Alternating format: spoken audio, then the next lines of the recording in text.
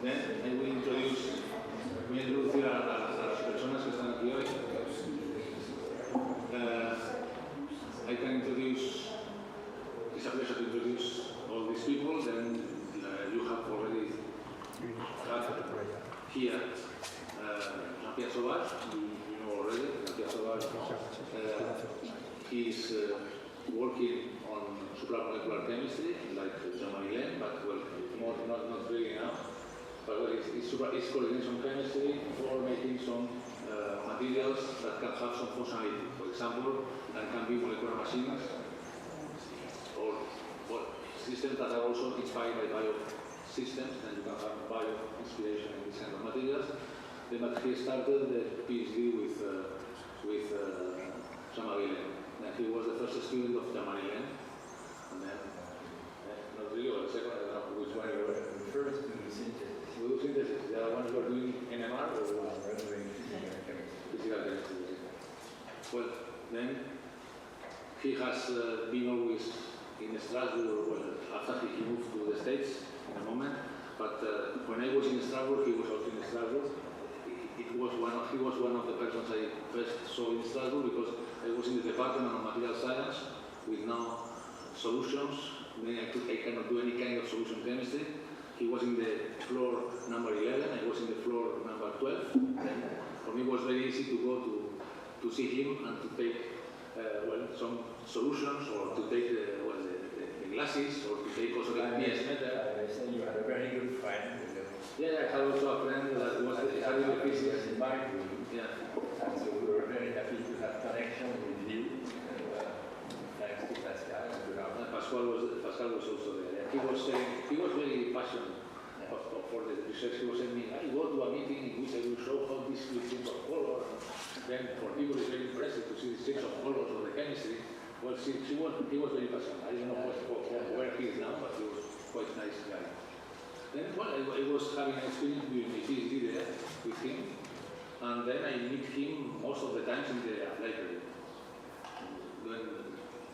Making at that moment, reading all the bibliography and also making photocopies in the photocopy machine of all the articles. Then I remember every week I meet him at least 2 or 3 times in the photocopy machine.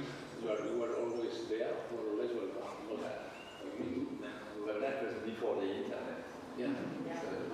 Before the internet. That was in the year 82. Was in the year 82, 83 that I was there. 82, 83 that happened. Then well, he has been in the start continuing from the very beginning. He was also doing, when I was there, he was already doing molecular machines. When you were already publishing the first results of this kind of chemistry. And then finally, together with Stoddard and Ribera, he got a Nobel Prize recognized several years ago, 16, 2017. To my great surprise. To my great surprise. Then this is here. You know him already because you have already seen him 2 years ago, but he was already here also explaining us something. I am introducing Jean-Pierre. Okay, go ahead. No, but I have finished with Jean-Pierre. You already know. You want to do it with me? What you can sit here. You tell him. And now. Okay. I introduce the people and after I introduce the college. This way we change the order. We are faster for very long time. No?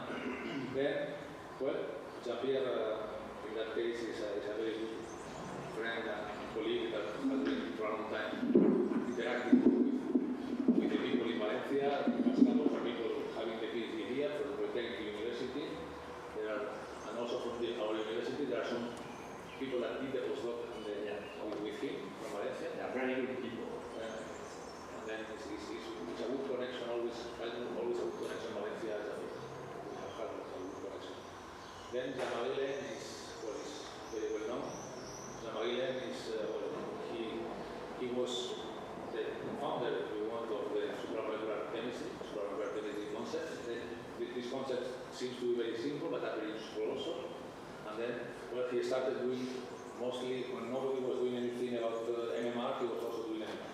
We were at the beginning, NMR. There was an NMR machine in France. Yeah, and NMR chemistry, and then, well, it was very useful for organic chemistry. He was doing organic chemistry, then organic chemistry, and then with organic chemistry and NMR, he was working at the beginning, I suppose, and after, little by little, he was changing the topics, going also to metals. At the beginning, you were more organic. In that Very organic, no metals. No, sodium potassium. Sodium potassium, yeah. After, you have the cryptons and all this kind of molecules that are molecules in which you can have supramolecular interactions, not very strong interactions, but were useful because they were reversible interactions. Then, in this case, he was having the Nobel Prize in 87, something like that. No, more or less, it was 87. Some century ago. Yeah, if I remember, when he got the Nobel Prize, he passed to Strasbourg to celebrate because, well, Jean-Pierre was giving a lecture about him. We give a lecture introducing him and the Nobel Prize at the beginning. This kind of things in the theater of the place, and I was there at the moment. And then, well, that was a good celebration in France to have Jean-Marie with this distinction because he was quite young at that moment. In 87, he was one of them. I'm still trying to be young. Yeah, Doesn't work always. And he got that also with people that were more working on more applications or Pedersen. No? Pedersen was He was more yeah, he was more. He hunted the neighbors. Yeah, he was more industrial chemistry, not organic chemistry, but both of them, and another person, or three persons were, or the only two were three. Graham, Pedersen, and then since then he has been creating a lot of schools, and a lot of people in chemistry are following all the concepts he was introducing from the very beginning, and well, he continues very active. He has, in the ISIS, he founded an institute in France, in Strasbourg, just in front of the group, the chimie, where I was with Jean-Pierre. He organized there a kind of big institute, and then in this institute, a lot of people that are well known are there, including Jean-Pierre. Jean-Pierre is also in this institute, and then they have a lot of also very, very strong people working in chemistry and also in physical chemistry, also in physics, or there are a mix of this multidisciplinary center working in supramolecular chemistry, physical chemistry. Well, this is the things they are doing there in this institute. Okay, then after we will continue, he wants to explain more things about his experience working there in the place. And after Pablo Jarillo is. They should also ask questions. No, I introduced Pablo Jarillo and we start the questions. Pablo Jarillo is a student from Valencia. He was studying in Valencia. Several of the professors that he got belong to this college. Tony Peak was one of the professors that Pablo Jarillo had here, and also Eulogio Set. Both were professors. Eulogio Set just left a moment ago. Eulogio Set was also a professor of Pablo Jarillo. Then Pablo Jarillo was studying here physics. In that case, Tony Peak tried to convince him to continue in theoretical physics, but he decided not to continue with theoretical physics. And then he moved to Holland, and in Holland he was doing the research career, doing the PhD there, working with people that are doing more electronics, semiconducting and conducting and superconducting chemistry, or chemistry and physics. So always the physics in general. And he was studying there with some people that I know also. Ribera was also involved, I think, in the group very well, but finally, once he finished this kind of experience there, he moved already to the States. You moved directly to the MIT or to Colombia first and after to the MIT. And now he's currently at the MIT, and he's well known also because he started very soon to recognize the interest of two-dimensional materials, in particular graphene, to have properties that can be new and also can be tuned. Then play with twisting and another kind of effects. So in particular, twisting, in his case, at the end, he was doing what he will explain to you that he can have all the physics in the twisting graphene. You can have superconductors, or insulator, you can have, and you can move the electrons as will, more or less, with the speed you want, with the relation you want. Then, in that case, this kind of model platform is ideal to do a lot of physics. But then he was focusing on the first, he was focusing a lot in the physics of graphene, the quantum physics of graphene, and finally he was trying to develop the twistronics concept. That is one of the, well, he's the pioneer of this concept.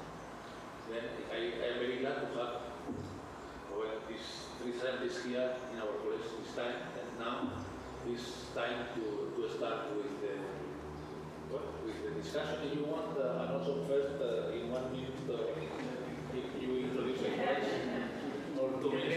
Esto teníamos que haberlo hecho antes de presentar él. No, but we started this one, you can sit here. Yo solamente quiero dar una bienvenida a todos, algunos ya sois de aquí. Muchas gracias por venir al Colegio Mayor San Juan de Ribera. Muchos conocéis la institución, no hace falta que la presentemos. Una institución de 110 años que ha ayudado a muchas personas a mantener un gran nivel de estudios, de excelencia, y especialmente con personas que tenían más dificultad para hacerlo. Por tanto, muy agradecidos de poder continuar esta labor. Casi la cuestión es el diálogo, así que os invitamos a hacer las preguntas. No tienen por qué ser de química muy pura, muy teórica, porque entonces quizá pues no lo entenderemos casi ninguno. Pero pueden serlo, pueden serlo. Así que podéis hacer las preguntas que sean, pueden estar dirigidas a una de las tres personas o a las tres, y pueden ser en castellano y ya se las traducirán las personas. O las podéis hacer directamente. Gracias. Okay, then we can start already a discussion or a kind of colloquium, the dialogue, moral dialogue of people that are, well, people that are here in the college and the old people of the college that are in the council, but there are two that are infiltrated there, at least in many ways. Fine. All you. Yeah. Are you a student here? Sorry? Are you a student here?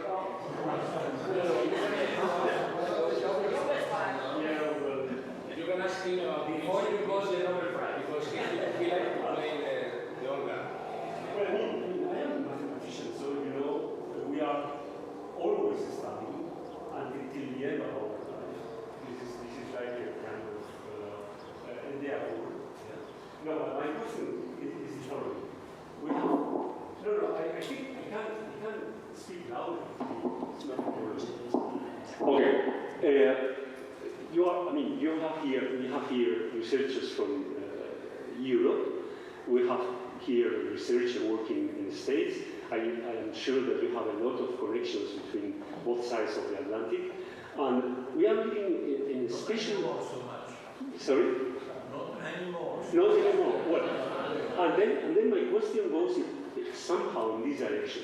I mean, we are living now in a strange situation in the States where science is being less founded than before. Yeah? I mean, some programs, yeah? Especially by the actual administration. How is going to affect, if any, situation, the science in Europe, let's say, in front of the science in the States? Is this going to have some effect? I mean, some people traveling, returning to Europe, some kind of... How our institutions in Europe are maintaining or supporting research in front of what is happening now in the States? Do you have any kind of feeling how it's going to evolve? I have already answered the questions. I don't go so much To the US anymore. Jean-Pierre goes a lot, but they have a son there. That's a good reason. Look, I think it's too short. The guy over there, he will face a very important election, midterms in November. Let's see what happens there. And we'll see. If they continue along the line, I'm not going there as long as this guy is around, number one. Number two, I hope that Canada will become a state of the European Union. That would be fantastic. And maybe Australia also. So it will be Europe all over the world. Now I think, yes, of course, fake news, there are more in the government, the US and in many other places. So it's very difficult. But I think the US is a big company, a big country. There are lots of good people. And okay, you cannot destroy that in just 4 or 8 years.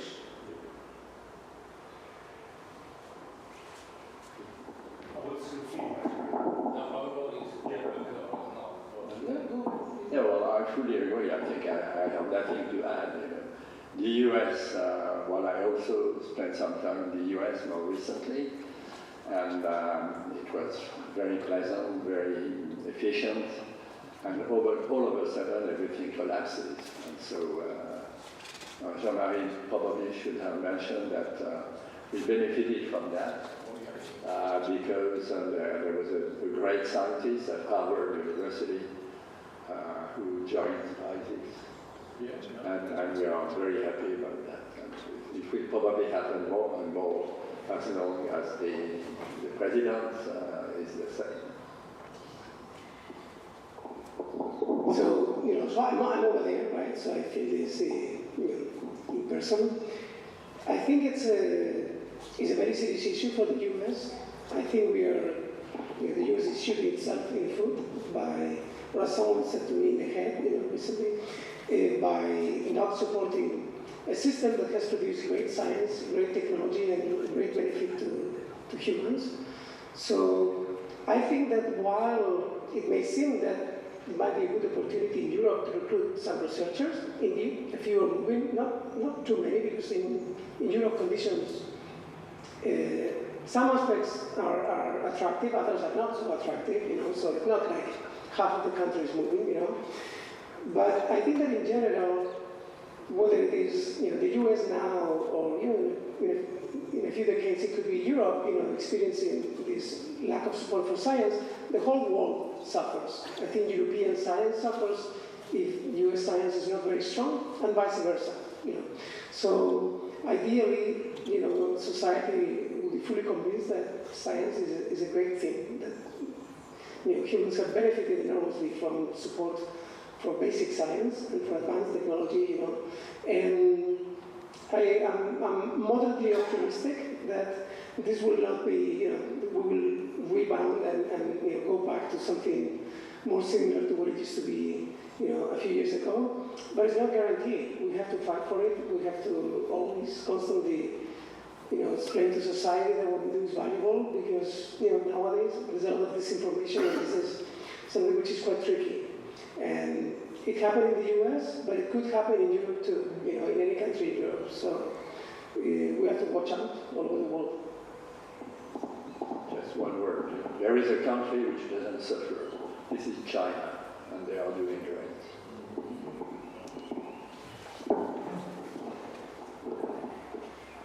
Well, my question was a little bit in relation with what you were commenting about the differences between Europe and the States. And it seems that now it's becoming popular, the idea that Europe has to wake up and to take more responsibility, and not only in what it is relation with the army and weapons, but also in science.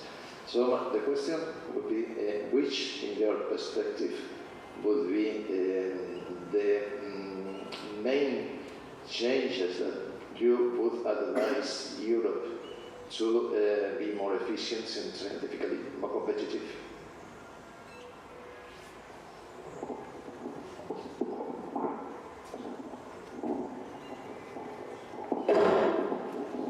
The solution is to be more powerful, and that's a pity, because we had spent more and more and more money on arms. What is destroyed now in Ukraine, in Russia, in Iran, and all these places, this costs enormous amounts of money. When you talk about the climate, this is peanuts compared to what it costs. So Europe, unfortunately, will probably have to invest into the army. The German guy Pistorius, he is the Minister of Defense in Germany, Pistorius, he is very much in favor because you cannot do everything else. They want to build up the strongest army in Europe.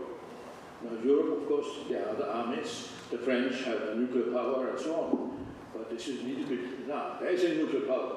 It's a bit ridiculous compared to the Russia and to the US. But nevertheless, if you have one bomb, people are very careful now, because if you push that button, it will be a big problem. But it's, for me, it's just terrible that humanity evolves from trying to get peaceful ahead in a peaceful way, and now we have to spend so much money on arms, and it will continue. All the countries are investing in it.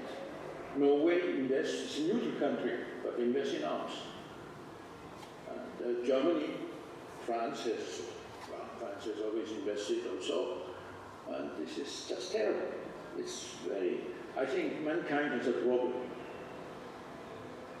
a big problem. I cannot give you an answer. If we are lying down and not building up arms, then maybe we are in a situation where we will be invaded also. Like an apple which falls from the tree when it's ripe. So, unfortunately, very unfortunately, we have to build tanks, drones, and these terrible things. You know, I end of the line more or less. I don't know when I will disappear, but maybe let's give it 20 years. That's a long time. It will not be 20. No, but look, I want to be. No, wait. 20 years old is fine. Yeah, sure. But for the youngsters here, I don't know what the future is. 150 years old. 150 years old. Okay, good. No, but Europe can be really strong. And that's that was my point. What can we do to get closer to what are the Russians or the States or the Chinese? Get closer to what? What we can do to be like Chinese. You mean in science, right? Yeah, first of all, you have to have arms. No, in science. In science. We work hard at it. You know that very well. We work hard. We try to have ideas, but it's just. And you have an administration that supports you. And an administration that supports you. Yes, sure. Young people who work, because without working, you don't get anything. We have a saying in French. Comme on fait son lit, on se couche. The way you make your bed, that's the way you sleep. So you prepare the bed. Yeah, personally, I'm much more pessimistic. I believe that human beings are very nasty animals, very nasty.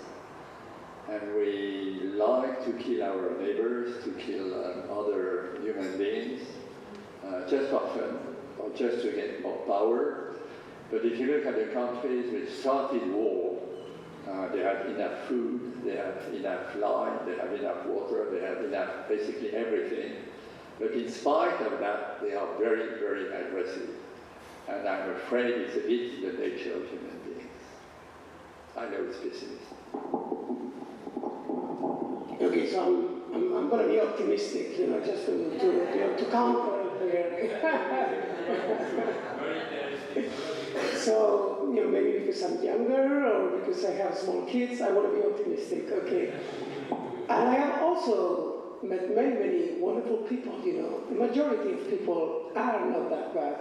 It's a shame that often people that are in power are bad. But we restrict ourselves a bit more to science, where it's a bit easier, rather than trying to solve all of the problems of the world. Let's only try to solve science, in Europe. I do have concrete, I think the two main things that I think are most important to improve science in Europe, number one, and especially in Spain, number one is bureaucracy, reduce it by 95%. I see that is what is dragging a lot of people, the amount of time they have to spend on stupid things that make no sense. So I would simplify that. In the US, I do spend some time, doing stupid things and bureaucracy, but not nearly as much as my colleagues here.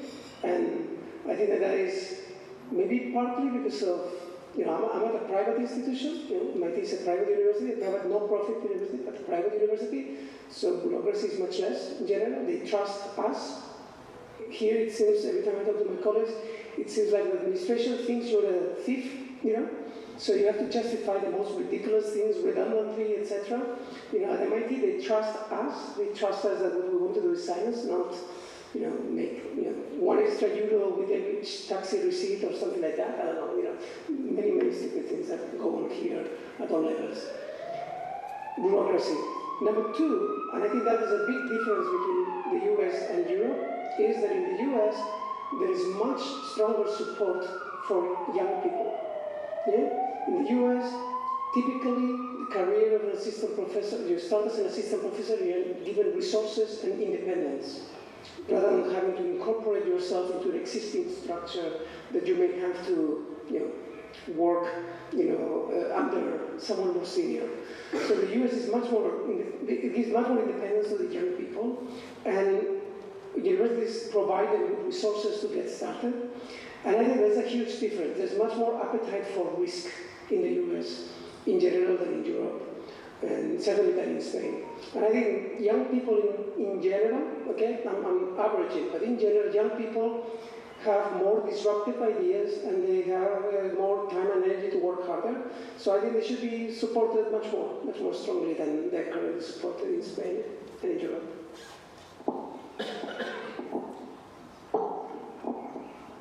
I agree with that totally. When I had a very good PhD professor, Guy Oubisson. He was very advanced in his considerations on what are roles of students, and professors, and so on. And in fact,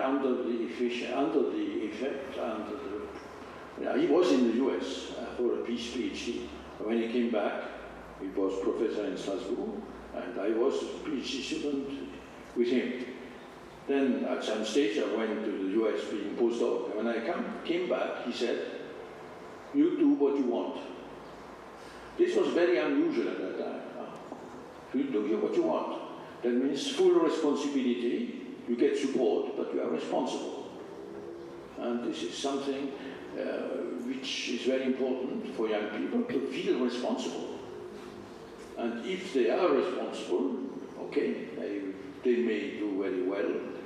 If they don't want responsibility, they should not claim freedom. Freedom of doing what they want. If you are free to, if you want to have freedom to do what you want, you are fully responsible. So Oubisson, he had a very important influence on me, and tried later on also to implement that in other means. For instance, in our institute, our institute was created with the idea that the young people, they are free, they get money, and they have to be good, have to be working hard and be responsible. And if not, we do something which is very not well considered in France and in Europe. We ask them to leave. It's people consider that as in France we have fonctionnaires, people who have a position for life. With here too, yeah. I'm not. You see, I'm not brutal. I'm not for the people throwing them out under the bridges.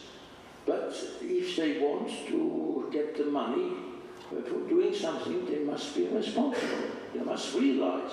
There's a word that I like, but is not applied here too much. Is accountability. Yeah, accountability. Sure.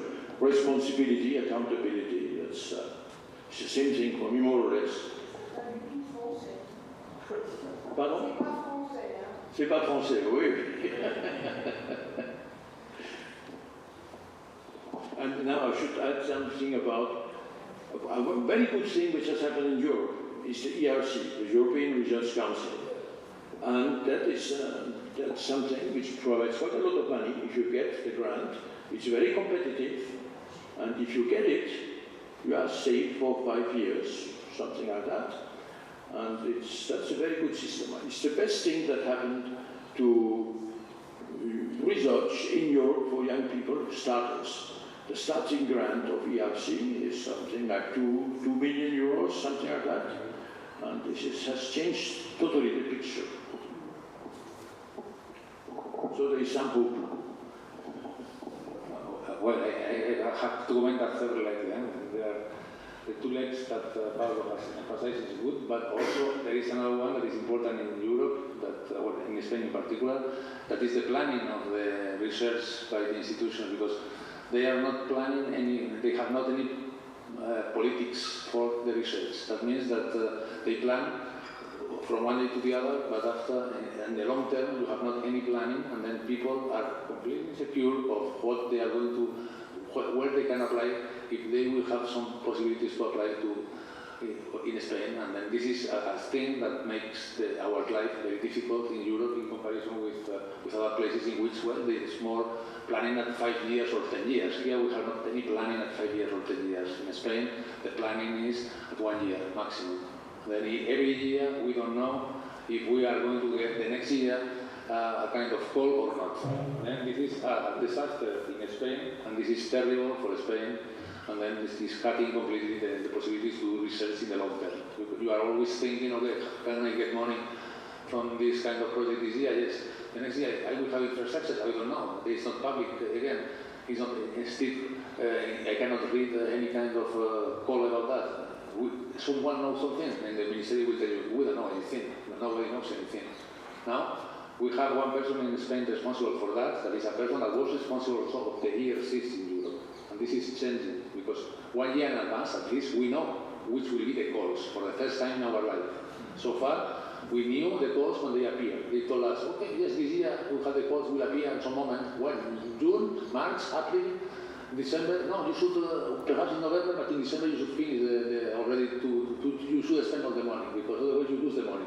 Then it's a lack of planning that is incredible, and this is much more difficult sometimes that the daily life of, for example, independence. Well, this is a strong problem sometimes, but the other one is also a very, very strong problem, I think. And then this is one thing that is important also to take care of for the young generations. Perhaps they will change, and the ERC is based in trusting people. Then it's like the American system. You trust people. When you have an ERC, you don't need to justify anything, very, very small. They ask you to justify very, very small amount of things. The rest of the things in Valencia community or in Madrid or in Spain in general, you should justify all the things you are doing, why you change this for that and everything, and then at the end you need a secretary or a person doing this job. You need to contract one person to do this job. Then we spend a lot of money having persons that are doing the bureaucracy, because otherwise we cannot survive in this kind of system. It's a system very, very bureaucratic. Everybody is saying we are going to reduce the bureaucracy, but little by little is increasing. Each time they ask us more reports. They're not less, but more reports. We should report everything. Intermediate report, final report, initial report. They say, no, if you are too long, too short, it's not good. You should write something. Then at the end, people go to the EA, the IA, the artificial intelligence, and then in that case, they say, okay, in this paper, tell me what I should say. Then relax. And then with that, you justify very well your paper. But you do in this way at this moment, because otherwise you lose your time to summarize each one of your papers. If the abstract is not good, you should put something more, putting the relevance or whatever. Then you ask the intelligence, put me the more relevant part of my paper. They put that it's fine. Then, but the bureaucracy is increasing now, not decreasing. But people are doing that. Well, I don't need to do that because I am short.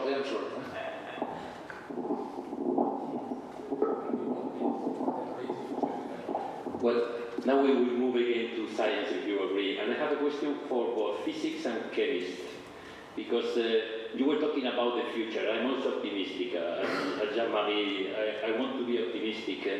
And I'm thinking one of the main problems you also talked about is the global warming.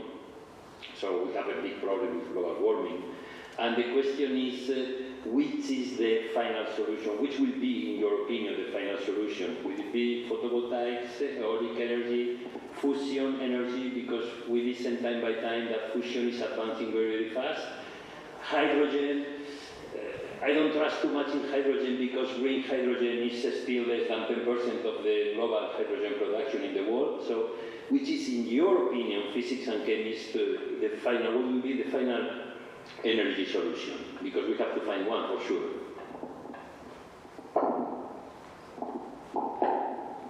If fusion works, it's fantastic. But it's if.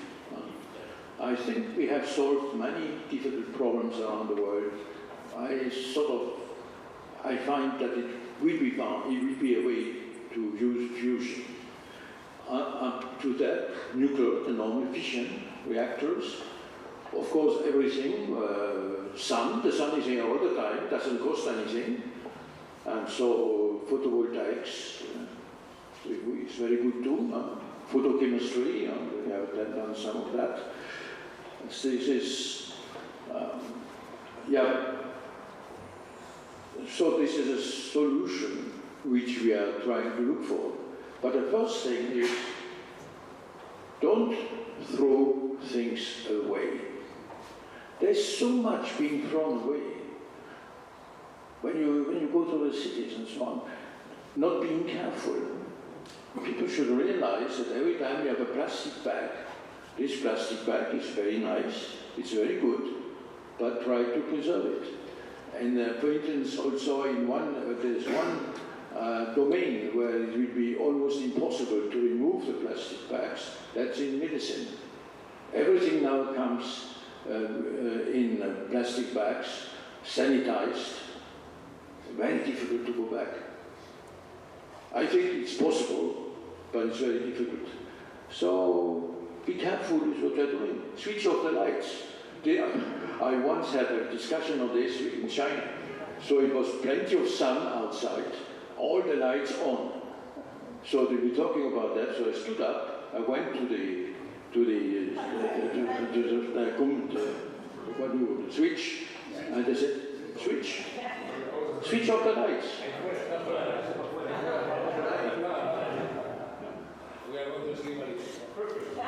Oh, that's a bit too much. No, but there's many things. You don't need to switch out everything. But it's very important. There's a lot of lack of responsibility in terms of what you use. We have a lot of products, a lot of things being done. But ultimately, fusion would be fantastic, of course. And I guess we have solved other problems. We will probably get it at some stage. I agree with you that hydrogen, although Jean-Pierre and myself, we were working on photogeneration of hydrogen from water. I think I'm not very optimistic for that. Maybe you are more. Yes. You are more. You're good. So we compensate. Yeah, maybe we can explain what it means to split the water molecule. It seems to be very simple. You take water, you keep the hydrogen, and you throw away the oxygen. And you throw it away. It's good. Never wrong. Okay.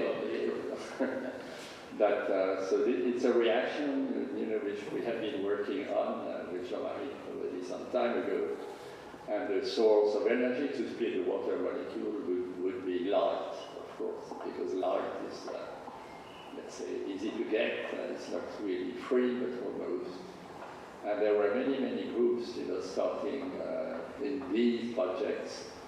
And I must say that after several decades, nothing really convincing has been published. So we can still be a bit pessimistic, but let's go for the future. Well, I think that, it's a problem that right now is mostly political. I think scientifically and technologically, the basics have been solved. With solar, with wind, with battery storage, and, hydro, and with a little bit, maybe 20% of that order of fission, we could solve this immediately, pretty much all countries in the world. So, but it's politically difficult for some countries and for some people, etc. So fusion would help, but I think by the time fusion can help, now we're looking at a very, very long term. So, humanity would survive, it's not like humanity will disappear because of climate change. Tensions caused among countries by climate change, that could be the thing that makes humanity disappear. If there's a World War III, nuclear war, something like that. But barring nuclear war, a lot of people will have to be displaced. Lots of cities, maybe Valencia, will be underwater, so that would be extremely sad. But humanity will survive, humans. There will still be 1 billion humans in 100 or 200 years, barring nuclear, war.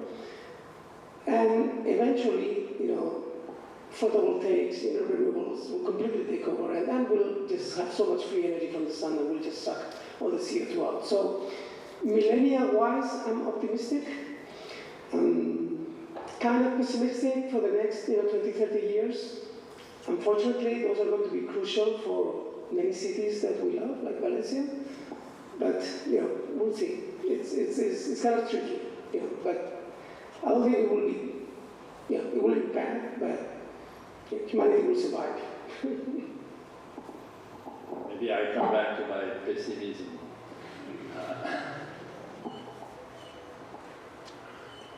So the number of human beings is increasing by hundreds of millions every year. How long can it be acceptable for? I think demography, human demography, mankind demography will be a major problem. Major. In the counter, it's good to have debate. Yeah. I think we will peak at 10 billion, Only people in Africa are having children at a rate larger than 2, natality rate greater than 2, pretty much, with very few other places. I think we will peak at 10 billion, and then we will actually go down. And if you have energy, you can sustain, 20, 30 billion humans in the planet. There's no problem. It's a question of energy. And over the long term, I think that would be easy. You can just make vertical farms, if you have energy. So it can be much more efficient than we currently are. But in any case, I don't think it will be even be needed, because the way the fertility rate goes, all of Europe, even Latin America, of course North America too, Russia, China, the population of every country except in Africa are decreasing. So I think that this will be, easy to solve. I agree with that there will be a peak in population. This is the case also for animal populations. They have a maximum. Now, they sometimes dispose of the excess in a way we would not do. They eat the young. The rats, for instance, when you have too many rats in a cage, they just eat the young, which is not exactly what we would do, I guess. But it will peak because there are not enough resources. And for instance, in China, they have a big problem now. China is an enormous country with a very large number of people. And they now are in a stage where the population begins to decrease. India is now number 1, not China anymore. So India, if they get richer, they will be more careful. I mean, they don't need so many offsprings to take care of the older people. And if they're more affluent, I agree with the fact that there will be a maximum somewhere. But where? Maybe 10 billion. But there are books written on that. You have probably 10 billion is what people think.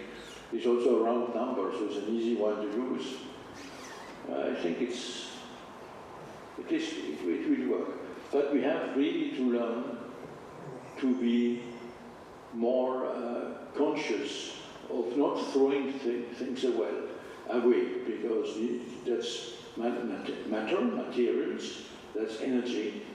And if you are careful about these two things, I said switch off the lights.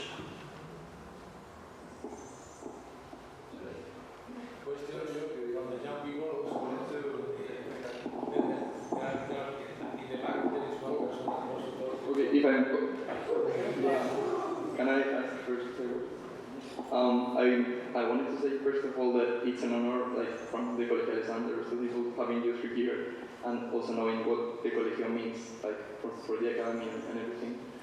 I'm a first-year PhD student in mathematics, and since many of the people living in Colegio are interested in pursuing a career in research, I wanted to ask if you could give us some advice for young PhD students on how to, I don't know, based on your experience, how to do a good PhD or how it impacted your research in the future.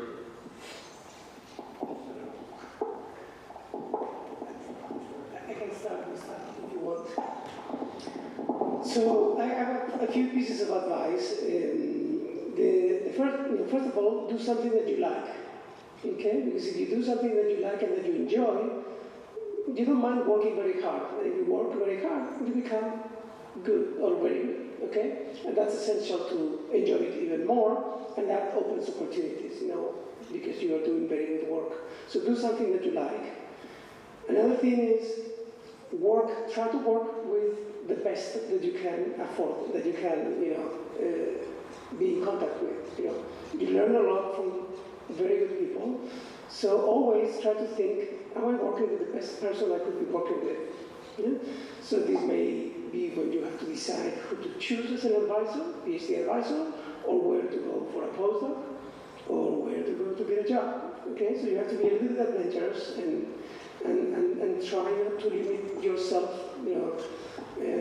by options which might be easier, because they're nearby, or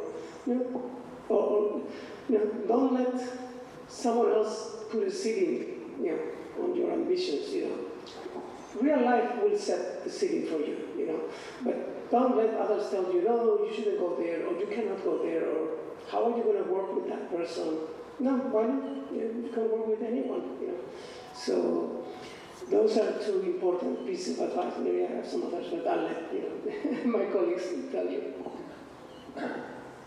Well, I should say, if I had been the first to speak, I would have mentioned those 2 points. No doubt. Work, do what you like. And the second point, be, in a very high-level scientific environment. And to have a strong influence on your career. Something also you have to be careful, because you have to be conscious of the difficulty that PhD students encounter.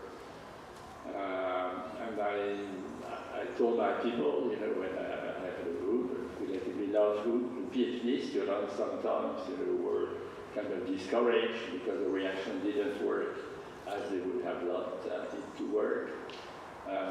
You have to be optimistic. Now I'm optimistic. You have to be very optimistic. And if you are optimistic, if you love what you are doing, you will succeed. Otherwise, you will get discouraged. And so it's important to be optimistic for the students. I can continue on the same line. When students ask me that question, one answer is, don't miss the train. That seems to be big. Not yet. I have a train this evening, so that's for you. Don't miss the train. But no, what I mean by that is when there is something happening. Science is also attention, curiosity. Curiosity is one, but if something happens, you have to note it. And there can be many cases of that. For instance, in the case of the Nobel Prize in 1987, there's a film from Dupont de Nemours, in American DuPont de Nemours. This French company, which doesn't exist anymore. It was French origin. And there was a guy, Charles Peterson, who was a polymer chemist. And he was working on polymers, and at some stage something precipitated. And in all the times you do salting out. You take a solution of sodium chloride, you add it, and things should precipitate. But the thing dissolved. So a person, another unknown person, let's say, would say, oh, it doesn't work. You put it in the sink, and he said, oh, that is unusual. Why does it dissolve? It should precipitate. And from there came out the crown ethers, microcycles, and came out his Nobel Prize at the end. Now, about the population, we said something. Chemistry can contribute. The pill. No, it's very important. I knew very well the person who was the discoverer, Carl Gerassi. Carl Gerassi made the first pill, and that works, and it is a way to have less population. The other one is overcrowding, which I mentioned already. Overcrowding also is a way to have more population. Carl Gerassi was an interesting guy. He made a lot of money, but he bought a lot of art, and there is now a museum in San Francisco. He bought a whole hill in San Francisco to have a building for young artists to be supported and to do their art. Art is not very productive in terms of money if you haven't reached the peak. So he contributes a lot to that.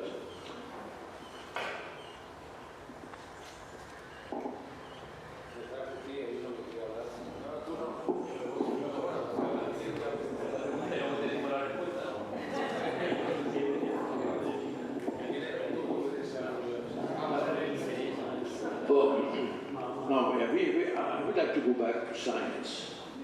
So, but I will be a bit rough. And maybe would not agree with what you believe. For me, a scientist does not believe. A scientist thinks. That's number one. And then also, science is the only human activity which is valid everywhere. Unfortunately, art, philosophy, all these things are dependent on the fact that we are on the planet Earth with our population. But the molecule of water is the same here at the end of the universe. At the end, there is no end for the universe. So, really, science is the only activity which is valid everywhere.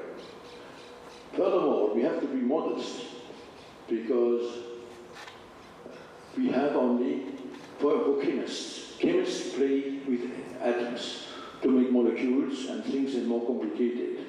Atoms are only 92, not more.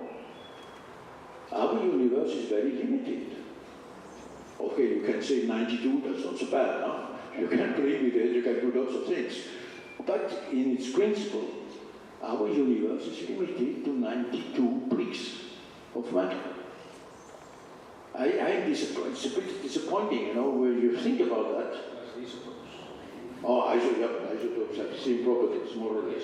Not very different. No, I have isotopes. All right, you are right. Isotopes. Quantum technologies, isotopes are important. Yes, sure, but there are 92 elements in the periodic table.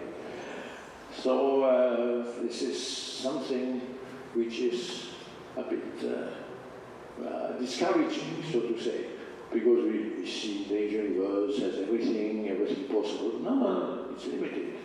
It cannot. Some things cannot be done, and you have to follow the laws of physics. The physical laws govern our universe. The physical laws are what applies.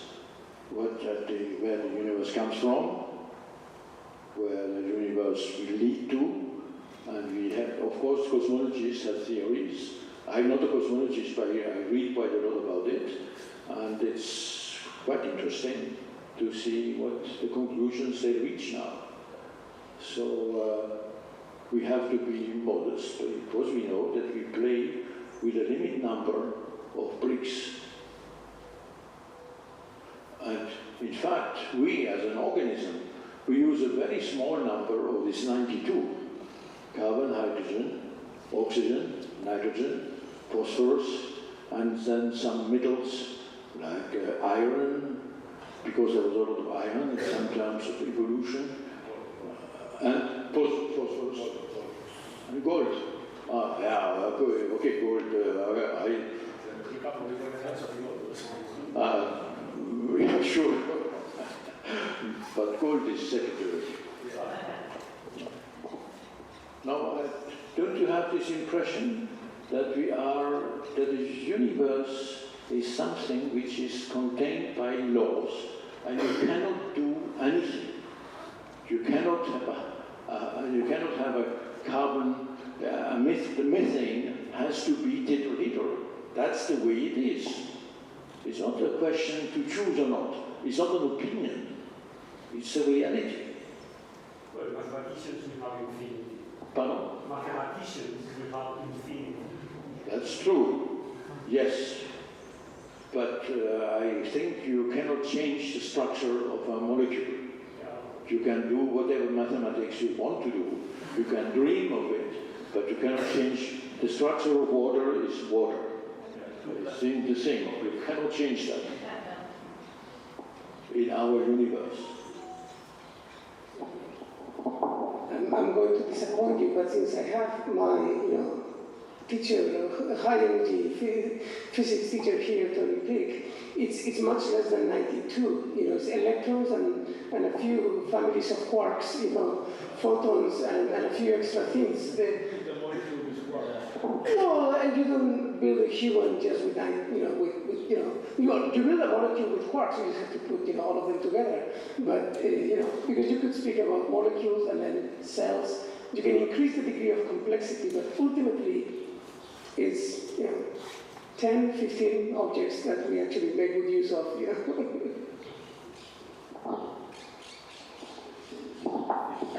Just a quick point here.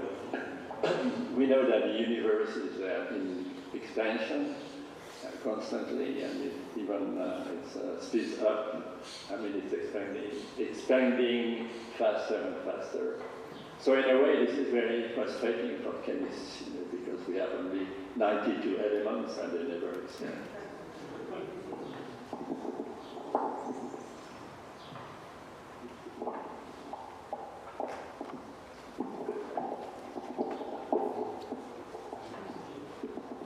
Okay, so as a follow-up question to the one Mario did, you said that for young students and researchers, it's important to be with the best people they can.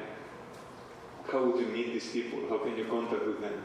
How can you reach those really best scientists that you can?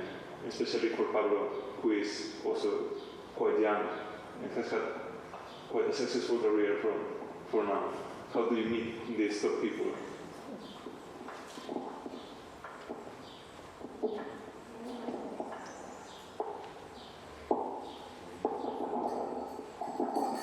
There's this thing called email, so everybody who's doing science has a web page where their email is there listed, and you just write to them.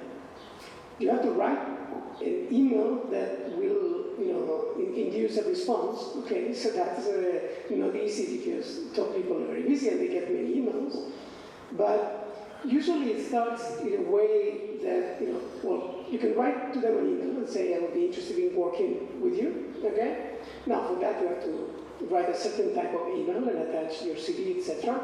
And the question is, do you have the background and have you had, the early career success that would allow you to work with someone who maybe has too many applicants, right? For postdocs, for example, assuming you're a PhD student wants to do a postdoc. So this can be hard, but that just, again, reinforces the message of during your PhD, or if you're an undergrad student during your undergrad, try to work with good people. In my case, since Tony's here, I can mention it. So when I finished my degree at the University of Valencia in physics, I had a few mentors, a few of my professors. Many of my professors, they wanted me to stay at the University of Valencia. But a few people, including Tony, they said to me, you could stay here, but you're a good student. Maybe you would do a better PhD if you went to work, abroad. So, and not only they said that to me, they wrote letters of support, Back then, as a Spanish student from the University of Valencia, which is not, it's not MIT, it's not Harvard, it's not a French university, I would have had very limited opportunities to apply and be accepted at the top university. But, Tony, who was, a very good scientist, had good connections, but not connections. Yeah, sometimes the word connections, especially in Spain, can be misleading. What it means is there are people who trust Tony's opinions of a person. And he wrote a letter for me. I don't know the content of the letter. Letters are confidential. But I suppose that it said something good about me because I was accepted, to go abroad at the university. And then once I was in the US, my horizons broadened a lot more than, coming from Valencia.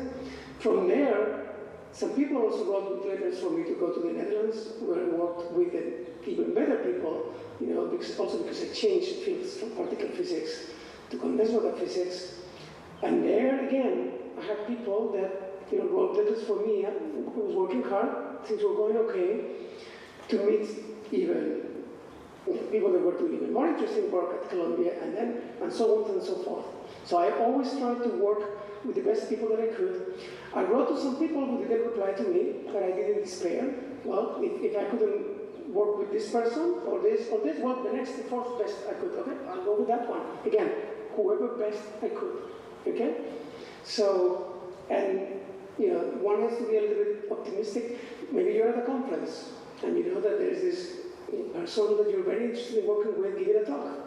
And you go to the talk, you read their papers, and after the talk you say, dear Professor blah, can I have 10 minutes with you? I find your work very interesting, and I'm doing these things. And most people are very sympathetic. We may be busy and cannot reply to as many emails as we get. But if you catch me at a conference and you tell me, I would like to show you my poster, do you have 10 minutes? A lot of good people will spend those 10 minutes with you. People are happy to talk to young people. We're always looking for, good students, good postdocs, So, but you have to be a little bit adventurous and not be too shy. You have to try to make contact. If you don't make contact, they're not going to find out about you.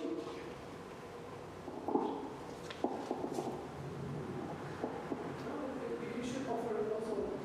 You have many more students that have had. Yeah. No, I think it is exactly what you said. You have to be self-confident and contact the people who seem to be the most interesting people, so that you will work with them. I mean, this is exactly what you said. I have nothing to add. No, nothing much to add. Perhaps that you have a database. That means you have to work a lot. You have to accumulate things, make connections, which others have not been doing. And also, we are all very different. We have a different education, a different way of life, and so on. And so we will normally, and I would say necessarily, find combinations which others have not found. But then one has to notice that, and notice that something unusual is happening. And this has led to many discoveries, something unusual. For instance, penicillin. In fact, penicillin was not discovered by Fleming. It was discovered by a French guy who is not known.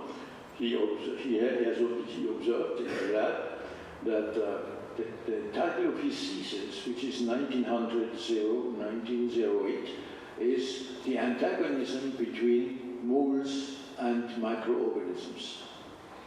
An interesting title. En français, l'antagonisme entre les moisissures et les bactéries, et les microbes. And he had noticed that where there are molds growing, there were no bacteria growing. So this is one thing. But then, so he had noted that. But then he did an experiment that is much more important. He, in his PhD thesis, he took 3 rats, and 3 rats, 9 altogether. 3 are controlled. 3 of them were treated with an extract from the molds, and the other 3 were he treated them with some other compound. So the ones which were control rats, they they lived the normal life of a rat. Then injected 3 others with a very dangerous microbe. I think it was a very dangerous one. Those died. And the third group, he injected the same microbe plus an extract from the mold. Those survived. So he was very modest. He said at the end of his thesis, we think that there is something interesting to do there, and one should pursue the study of this antagonism between molds and microbes. And the last conclusion was, I am convinced, or we are convinced, I don't know which way he said, I or we are convinced that it will be of high therapeutical value. 1908. Not so bad. But it was forgotten. The thesis, I have a copy of that thesis, which is quite interesting to read. So, if you go around, you see something unusual. That often has a very important, especially even if it goes against what you think it should do. That is even more important.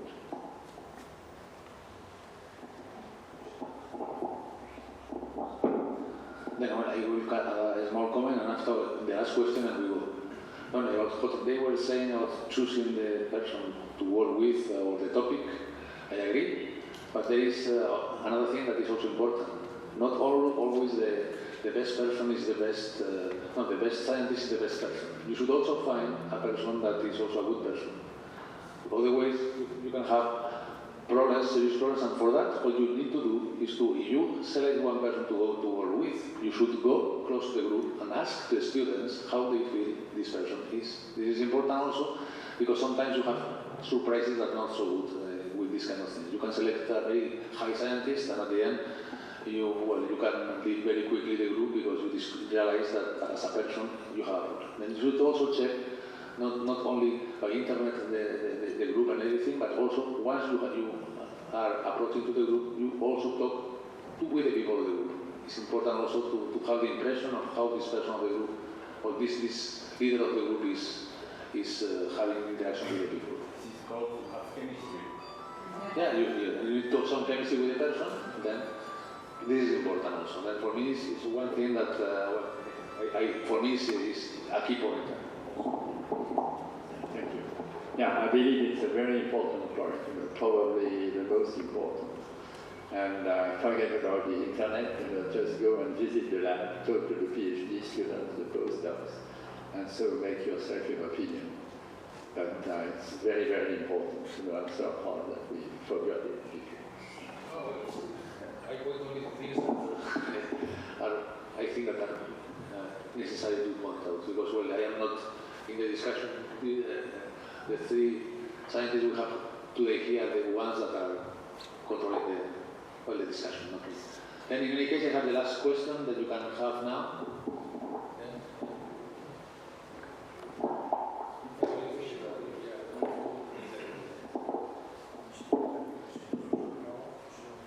Well, first of all, I would like to thank you both of you for the time here.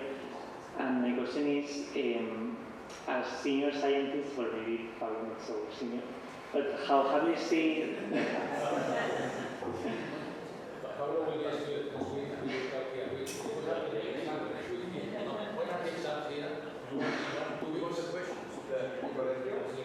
That's in Then 2 weeks you can try to have the position. How have you seen gender equality in science change over the years, and how do you think the challenges we're facing today could be solved or improved? Because what you see normally is that when people get into the degree, they have more or less a 50-50 proportion of men and women. And as you ascend through the career ladder, you get less and less women. So how do you think these problems could be tackled?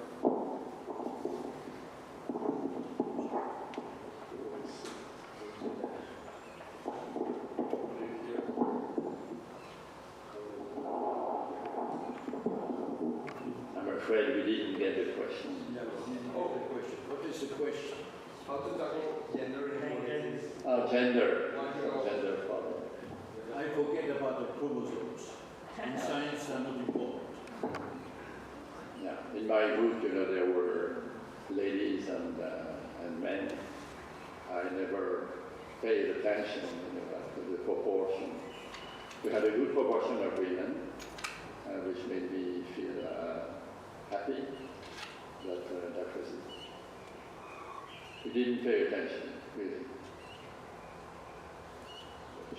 Maybe some of the physicists, they're at MIT, my biology friends, they post on LinkedIn, and this is the entering class of our biology PhD students, And I noticed that 3/4 of women, So I haven't seen an equivalent post from my chemistry friends, but I think it's 50-50. And the one that we would, I can imagine the one from the physics post, and it would be, 25 to 75, right? So the ratio is inverted between biology and physics. So, I mean, the first thing that I agree, completely with my friends, that, gender should not matter at all, okay? It is true, however, that, one cannot just forget about history, and we are where we are, and the proportions are where they are, and one can try to see, if we can at least eliminate perceived barriers, because sometimes these are artificial, sometimes they are real, but in any case, for whatever reason, the numbers are what they are.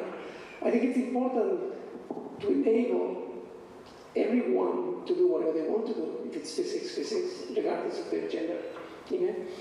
And you can do small steps sometimes to remove barriers which are artificial, but that they can feel very real to people. So for 8 years, I organized a workshop. I ran a workshop all over the US. It's called The Rising Stars in Physics.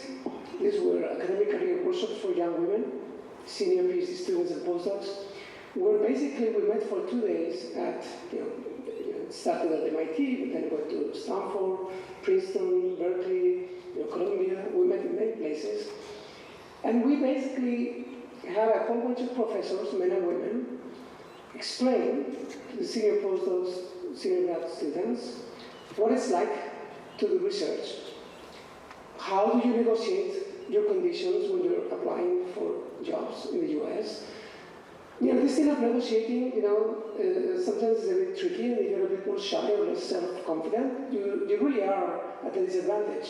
So we explained to everybody, how do you do this thing? How do you negotiate for positions? How do you try to succeed? How do you hire students? How should you plan? A dialogue, in many cases, similar to this, where you're asking questions, how do I do this? What do you think of this? Or how should I approach working with the best, etc. Lots of these things. People find these workshops very useful. Many of those women are now professors at MIT, at Harvard, at Berkeley, at Stanford, at Princeton. I know many of them. Probably these workshops played a minimal role. They were already very good, okay? But some of them have told me they really found them very valuable, and you helped them, encouraged them to apply for faculty positions at top places. And we also gave them visibility at the institutions. For example, after the workshop at Berkeley hired 3 of the participants of the workshop, because they will always give it a chance to give a talk. It was a lot of exposure, which sometimes we're lacking exposure. People with a lot of talent, but they're hidden there, without being discovered, because maybe there's lack of exposure for whatever reasons. So I think there are many small things that one can do. The most important thing is that hopefully in a few years from now, nobody has to talk about gender, because it's completely, unimportant, and people do whatever they want to do, and they're happy doing it, and they have all the opportunities to do it, without feeling disadvantaged or harassed, or etc. But I think it's important to try to take small positive steps, and there are some actions that one can take in order to help, make sure that we reach that situation. Yeah, I fully agree. It should be irrelevant to talk about gender. But I will just tell you a small story. In my group, the most productive permanent researcher was a lady. And she was highly respected by the students. She was really a fantastic organic chemist, synthetic chemist. And the fact that we had a lady who was very well identified, luckily, had some consequence. We recruited many female PhD students because they felt better in an environment with a lady, a senior lady, and also with younger female PhD students. And so at some stage we had a 50-50 distribution of male and female PhD students, which was totally exceptional in chemistry, in hardcore chemistry. And then it moved, it decreased, it increased again. But if you have a nucleus, a lady, I think they love to cluster. Let me just add a small thing that came to mind. I was at the scientific advisory board of a research institute in Madrid just a couple of days ago. And when we presented at the institute and some of the activities that they are doing in order to increase the participation of women, they said that now in every committee there have to be 40% women. The women on the scientific advisory board immediately objected very strongly to this. You try to do this thinking this is a good thing. What you're doing, if you have 20% of women in the institute, and every committee has to have 40% of women, it means the women are doing twice as much work in committees than the men, which is detrimental to their research productivity. So one of the pieces of advice that we gave, instigated by the women in the committee, was completely get rid of that rule. You think you're helping the women, but you're actually not helping them. You are damaging their scientific careers by making them be in a lot more bureaucratic committees than the men. So sometimes these things can be very tricky, and one has to be very thoughtful about how you implement measures that you think are going to help someone, and what they do is actually the opposite. So these things are very complex, so one has to be very careful about how you do them. No, I think we agree on that. We are different, but we have the same rights, and we should provide to whoever is the researcher has the same conditions. It's not easy because we have a different role in life, and this one has to take into account, which can lead to maybe some preference, some better support for women than for men in certain conditions.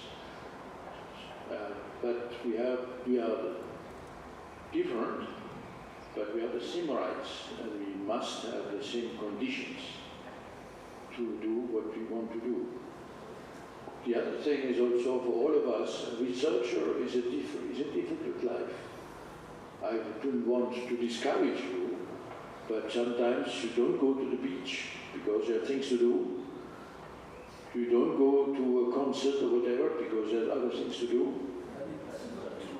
It takes your brain 99%. It's always there. You may have an idea sitting around this room, looking at the pictures, and you have to be careful about everything that is happening all the time. And it takes your life. It's a very strong decision you have to take.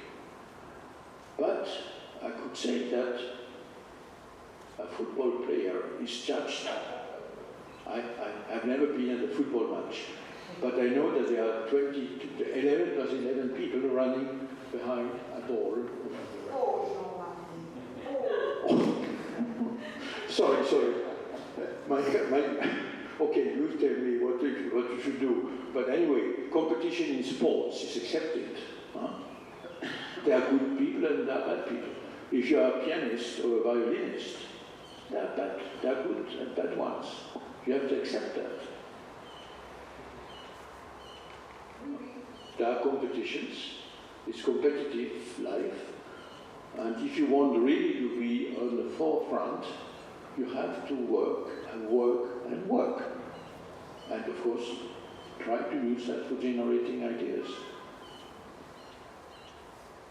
It's not much fun always, but I think it's necessary. Just a quick part. You know, I have to apologize because I said lady.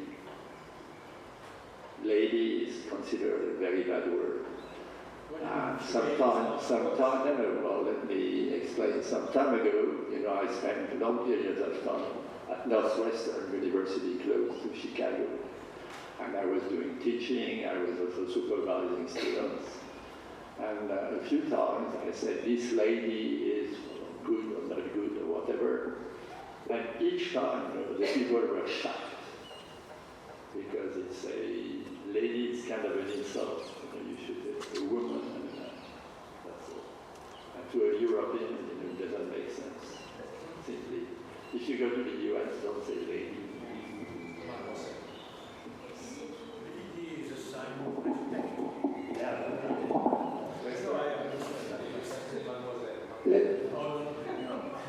So let me add, because Jean-Marie made the analogy with the sports, which is something that I think is very useful, especially in Spain. You know, there's a lot of soccer fans. You know, so everybody knows what Real Madrid or Barcelona are doing and have to do to get where they are. Yeah? You hire good people, you make them work hard, and you pay them very well. So I think science is not that different, you know. So you work very hard, try to offer good conditions to train, good labs, but you also have to pay scientists well. And that last aspect in Spain, unfortunately, is not, as accepted as it is in other disciplines. In the US, it's much more, accepted that, to get the top people, you have to pay them well. Somehow in Europe, people expect that you do science because you just love it. And yeah, we love it, but people still like to be paid well, in addition to loving it.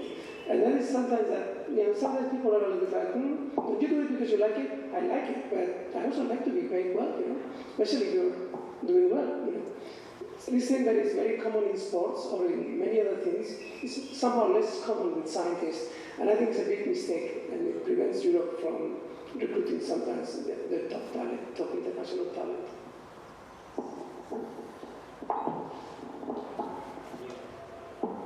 Then I think that we have finished, otherwise he will miss the train. Well, because the train is leaving from now in maximum 1 hour, and you should go down and drive there with him. And then Carlos, you are going to be in Jean-Marie there, no problem. Okay, then I would like only to thank these three scientists. He will also conclude, I suppose, at the end. But well, from the scientific point of view, I think that that has been a productive afternoon in which you have had some ideas of how science is made and how you should choose science when you are in a level in which the future is not still clear for you. But it is interesting to know some advices from all people that people are here. Even in that case, Pablo is an old person from the point of view of science because he's already working more than 20 years in science almost. Then it's not that you cannot say Pablo is a junior scientist from this point of view because you see in science very quickly you are more than 20 years working and you think that you are still a child. But he's not a child in that case.